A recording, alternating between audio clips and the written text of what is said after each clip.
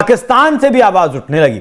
पाकिस्तान से आवाज उठी। पाकिस्तान के ही लोगों ने पाकिस्तान के ही सेना प्रमुख से सीडीएफ बने आसिम मुनीर के लिए आवाज उठाई है और ट्रंप से गुहार लगाई है कि मालिक मुनीर को भी उठवा लीजिए ना। ये भी यहां बलूचिस्तान में बहुत ज्यादा आतंक मचाए हुए है। ये ट्रंप ने जो जाकर और किसी एक कंट्री के जो कि एलिजेंट इंडिपेंडेंट कंट्री है वेनेजुएला, उसके प्रेसिडेंट को उठा के ले गए।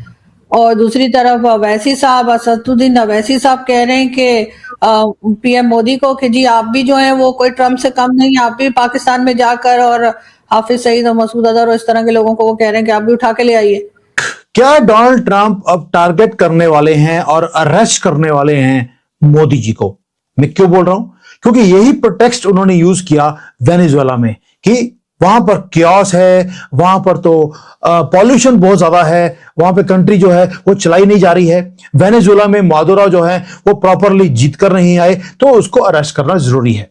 आग लगी वेनेजुएला में और पाकिस्तानी जश्न मनाने उतर आए डोनाल्ड ट्रंप के लिए हिमायत करने। निकोलस मदुरो सदर वेनेजुएला के साथ जो हुआ वो ना सिर्फ गैर आईनी और गैर कानूनी था, मगर उसने पूरी दुनिया में जो ये ग्लोबल राइट्स ऑर्डर जिसे वेस्टर्न ममालिक, मगरबी ममालिक जिसे कहते हैं। दरअसल बलूचिस्तान की असेंबली के पूर्व सदस्य और प्रांत की सरकार में मंत्री रह चुके बलूच अमेरिकन कांग्रेस के अध्यक्ष डॉक्टर तारा चंद ने सोशल मीडिया पर एक लंबा पोस्ट किया।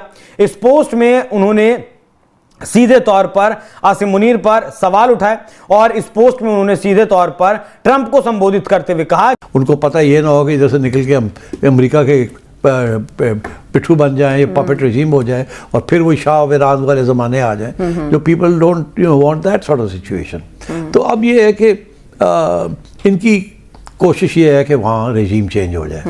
जय हिंद साथियों, अमेरिका ने जिस तरीके से वेनेजुएला के राष्ट्रपति को कब्जे में ले लिया, उसके बाद सारी दुनिया को यह पता लगा कि किस तरीके से अमेरिका वेनेजुएला के राष्ट्रपति को ऐसे उठाया जैसे वो सो रहा था, और जब वो जगा तो वो अमेरिका के कब्जे में था, और कब्जे में ही नहीं था बल्कि उसे वेनेजुएला से उठाकर अमेरिका लेकर चले गए। उसके बाद साथियों, अब बलूचिस्तान में जो लोग शुरुआत से पाकिस्तान से फ्रीडम की बात करते हैं, और उन्होंने ही अब ये आवाज़ लगाना शुरू कर दिया है कि उन्हें भी आसिम मुनीर से आज़ादी दिलाई जाए, आसिम मुनीर को भी उसी तरीके से उठा ले जिस तरीके से कुछ समय पहले अमेरिका ने ओसामा बिन लादेन को उठाया था।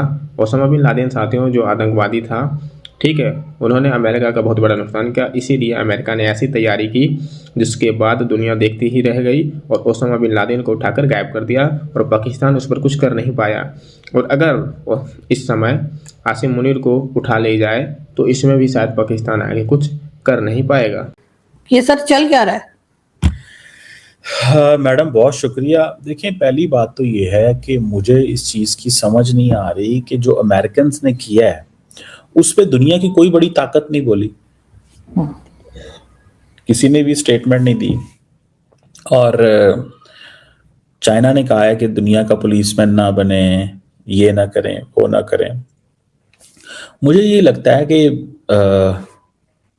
अमेरिका एक लफ्ज होता है, हम जब पढ़ते थे ना इंटरनेशनल रिलेशंस, तो वहां पे एक टर्म पढ़ाई जाती थी, as per the legitimate interest of the, as per the legitimate interest, और एज पर दी, अगर फॉर एग्जांपल अमेरिका के रेफरेंस से कहना हो the legitimate interest of the United States, इसका मतलब ये होता है कि जिस तरह के इंटरेस्ट हमें सूट करें या जो हमें सूट करें वही चीज वही हमें करनी है।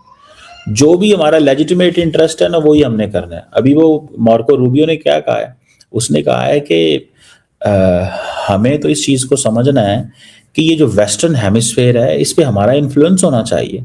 इस पे हम चाइना, रशिया, इन सबको नहीं कह सकते कि वो यहाँ पे आए और आके अपना हक जताते फिरें और ये वेनेजुएला हमारी बात ना माने, पनामा कनाल चाइना के पास चली जाए, कोलंबिया ड्रग्स बेच रहा है, उसके बाद क्यूबा हमारी बात नहीं सुन रहा, ब्राज़ील हमारे हाथ से निकल गया और हम जाके चाइना के बैकयार्ड पे अपने इन्फ्लुएंस को एस्टैब्लिश कर रहे हैं, इंडिया के तरले कर रहे हैं, फॉर गॉड सेक हमें ये दे दो, फॉर गॉड सेक हमें वो कर दो, ठीक है ना।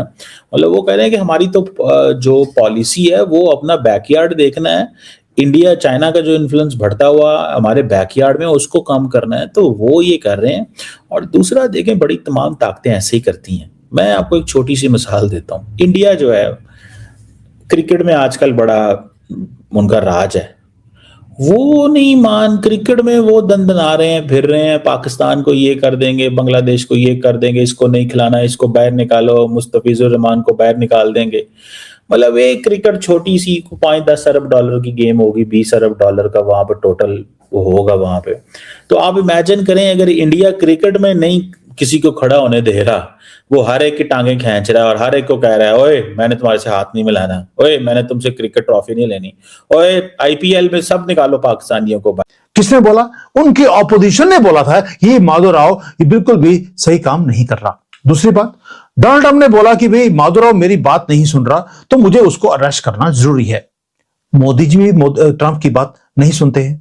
ट्रेड डील को साइन करने के लिए ट्रंप ने बोला कि सरेंडर कर दो, साइन करो जहां पे मैं बोल रहा हूं, मोदी जी नहीं मान रहे।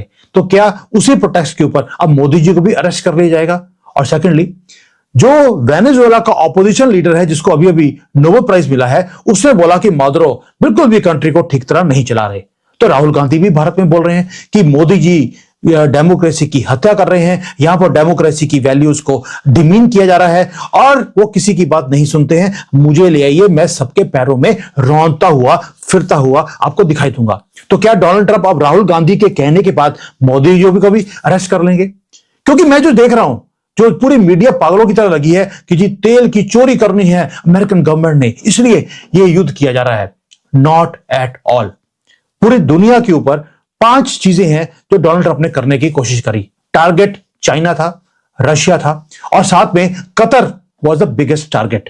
ये जो सारा काम किया गया है ये शो बिजनेस है कि वेनेजुएला में हमने अटैक किया और आधे घंटे में हमने वहां पे एक सिटिंग प्रेसिडेंट जो वहां पर इलेक्ट होकर आया है, सिलेक्ट होकर नहीं आया, उसको उठाकर ले गए और उसका केस चलेगा अमेरिका में। भाई वो अमेरिकन सिटीजन तो है नहीं, तो आप उसका केस अमेरिका में कैसे लेके जा सकते हैं? इंटरनेशनल जो कोर्ट है वहां पे जाना चाहिए। यानी कि कहीं ना कहीं जो कुछ दिख रहा है वो वैसा नहीं है, इसके पीछे गेम कुछ और है। And something has changed overnight. Bharat को लाइसेंस मिल गया, मैं इसलिए बोल रहा हूं ये लाइसेंस मिला है हमें। और साथियों, जब वेनेजुएला के राष्ट्रपति को कब्जे में करके अमेरिका ले आए तो उसके बाद जो है ट्रंप जब मीडिया के सामने आए तो उनसे काफ़ी सवाल और जवाब पूछे जा रहे थे। तो इस बीच में जो है लोग भारत के बारे में भी बात कर रहे थे। पीएम मोदी के बारे में कुछ सवाल पूछे तो ट्रंप ने हंसते हुए जवाब दिया कि PM Modi is a good guy. और ये जो साथियों शब्द है ट्रंप का, इससे पहले भी आ चुका है। लोगों पर अत्याचार करने का जो है मामला उठ रहा था वेनेजुएला में, इस कारण वहाँ के लोग खुशी थे। उसी तरीके से जो है साथियों पाकिस्तान में आसिम मुनीर जिस तरीके से पाकिस्तान के कुछ क्षेत्र के लोग बलूचिस्तान के साथ जो अत्याचार करते हुए नजर आ रहे हैं, वही बात जब उठ रही है कि जिस तरीके से अमेरिका ने ओसामा बिन लादेन को उठाया था, उसी तरह से जो है ट्रंप आसिम मुनीर को भी उठवा सकता है।